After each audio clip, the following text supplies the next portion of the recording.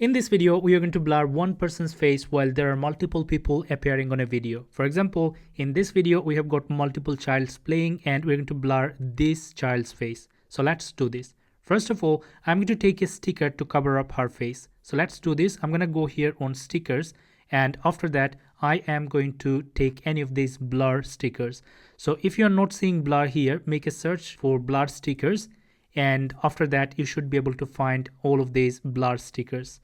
Right, for this video, I'm going to select this blur effect. So I'm going to click here on plus, and after that, I am going to place it over the face of this child like this. After that, when the sticker is selected, you will see some options appearing here. So go to this tracking option, and then we're going to select, if it is not selected, tick it so that we can select motion tracking. So let's do this. I'm going to select motion tracking, and after that, we have to set it over her face like this.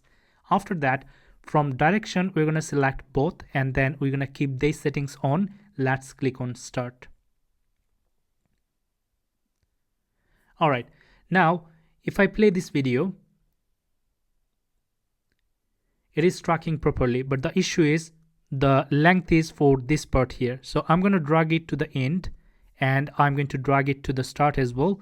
And now if someone plays the video, we should have this view right here. So now we have got this girl's face blurred while other people's are visible. So this is how you can blur one person's face in a video while multiple people appearing on the video. I believe you have found this video helpful. If you have got any question at all, please feel free to let me know by commenting below. Thank you so much for watching. Have a good one.